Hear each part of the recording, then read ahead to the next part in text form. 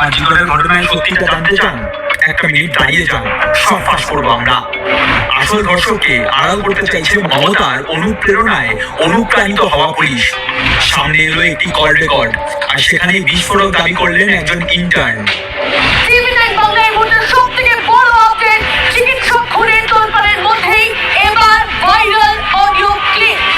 কারা হতে পারে কি সাসপেক্ট করছিস তোরা আইজিওরের ছেলেরা? আমরা সাসপেক্ট করছি এটা ইন্টার্নের কাজ, ঠিক আছে। এবং যে ইন্টার্ন তার যথেষ্ট পলিটিক্যাল ব্যাকগ্রাউন্ড আছে, তার ফ্যামিলি মেম্বারও যথেষ্ট উচ্চ পদস্থ, ঠিক আছে।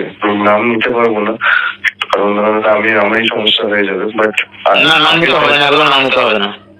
না দাদা সেটাই, এবং তাকে প্রোটেকশন দেওয়ার জন্যই মানে খারাপ লাগছে ভাবতে যে আমার ব্যাচমেটই এরকম করতে পারে, এবং কলেজ অথরিটি এতটা নির্লজ্জ যে তাকে সেফগার্ড করার জন্য এত কটা গেমস খেলা হচ্ছে। গোটা মুভমেন্ট আমাদের কলেজ অথরিটি রান করছে, বুঝলেন? এ তো বিস্ফোরক। একজন পোস্ট গ্রাজুয়েট ট্রেনির সঙ্গে ইন্টার্নের কথোপকথন ফাঁস হয়েছে, যেখানে ওই ইন্টার্ন স্পষ্ট বলছেন যাকে গ্রেফতার করা হয়েছে তাকে বলির পাঠা বানানো হয়েছে। এই নারকীয় ঘটনা ঘটিয়েছে তারই ক্লাসমেট, যার বড় বড় নেতা মন্ত্রীদের সঙ্গে বড় হাত রয়েছে, রাজনৈতিক বড় ব্যাকগ্রাউন্ড আছে। একবার ভাবুন মমতার পুলিশ কতটা উঠে পড়ে লেগেছে আসল অপরাধীকে আড়াল করতে।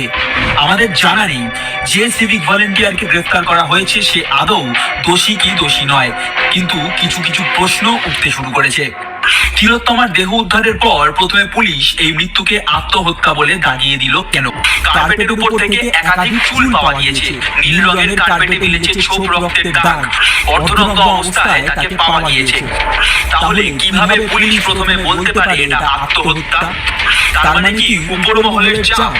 আর সেই কারণেই কি তড়িঘড়ি সিভিক ভলেন্টিয়ারকে গ্রেফতার করে আসল সত্যিটা ধামাচাপা দেওয়ার মরিয়া চেষ্টা?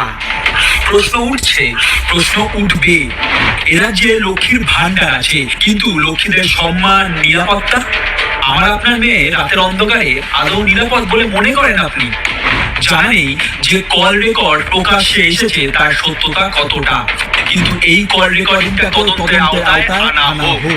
কোন মাথা রয়েছে এই ঘটনার পিছনে সত্যিটা জানতে চায় বাংলার মানুষ। জুনিয়র চিকিৎসকের এই মৃত্যু আরো একটা বিষয় চোখে আঙুল দিয়ে দেখিয়ে দিল, এই বাংলায় এই তিলোত্তমা কলকাতার দুটো মহিলারা সুরক্ষিত নয়।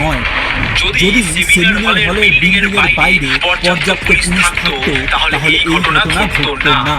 নেই নিরাপত্তা, স্বচ্ছ তদন্ত হচ্ছে। তাহলে কি বিচার চেয়ে আকাশের দিকে তাকিয়ে ছাড়া আর কোনো উপায় নেই? জনগণ জেগে উঠুন, আর লক্ষ্মীর ভান্ডার নয়, বলুন আমাদের ঘরের লক্ষ্মীদের এবার নিরাপত্তা চাই।